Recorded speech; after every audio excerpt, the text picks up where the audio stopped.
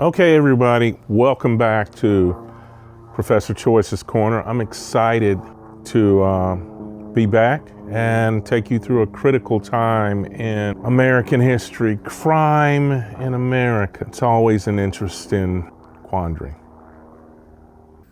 Let's start with the infamous Queen Anne's Revenge. This ship was commanded by the notorious Edward Blackbeard Teach from 1717 to 1718. Remember, this ship was originally a French slaving vessel.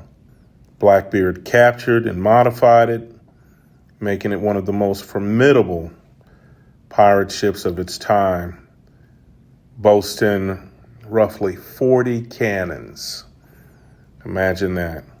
You also have to think about the fear this ship must have instilled in the merchant ships that it was coming in contact with. Now we're moving on to the 1764 Sugar Act. This is a significant turning point that stirred colonial anger and really indicated British intentions to tighten control over the colonies. You know, it's really fascinating to see how economic policies can create unrest in societies. And this has gone on throughout the years, many years. Continues to happen from time to time. Next, let's talk about the Molly Maguires. I think that's a strange name, isn't it? A group of Irish coal miners took a radical approach in the 19th century. These guys like to dress as women. You know what, you could say that their story highlights struggles of the labor movement during that era. Yeah, you could. Now, during the decade leading to the Civil War, local police officers were often poorly paid and untrained. I think it's a stark reminder of the challenges faced by law enforcement during turbulent times in American history. So now let's shift gears here to the next term, Federalist. This definitely describes American nationalists who critiqued our first Constitution and pushed for a more centralized government. I think it's a vital concept in understanding American governance. And let's not forget about the Walnut Street Jail. That's an interesting name. Let me correct myself. It's the Walnut Street Prison, not jail. It's a pioneering effort in prison reform. It set the stage for how we approach incarceration, jail, correction, and rehabilitation today.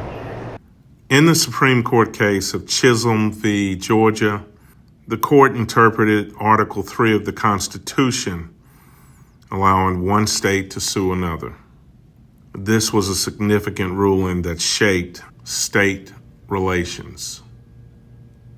Moving forward, the Crimes Act of 1790 marked the first federal crimes bill, targeted various offenses nationwide. And the Alien and Sedition Acts of 1798 were among the first laws aimed at immigrants, really showcasing how legislation can target societal fears.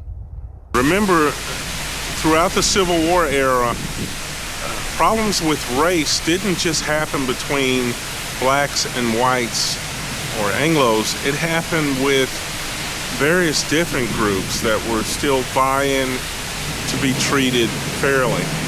This really emphasized the complexities of race at the time.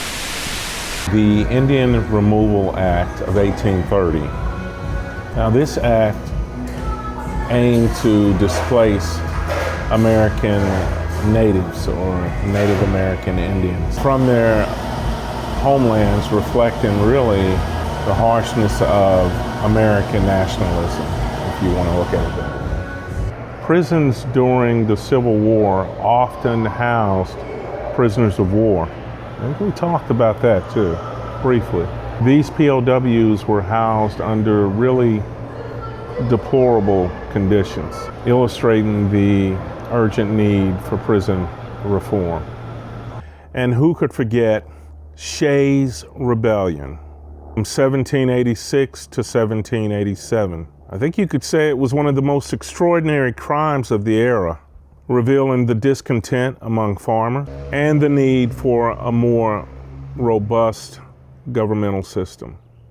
The most noted changes from American colonialism or colonial times to the new nation era are really captured in three pivotal documents: the Declaration of Independence, the Constitution of 1787, and the Bill of Rights. These documents really paved the way for American democracy.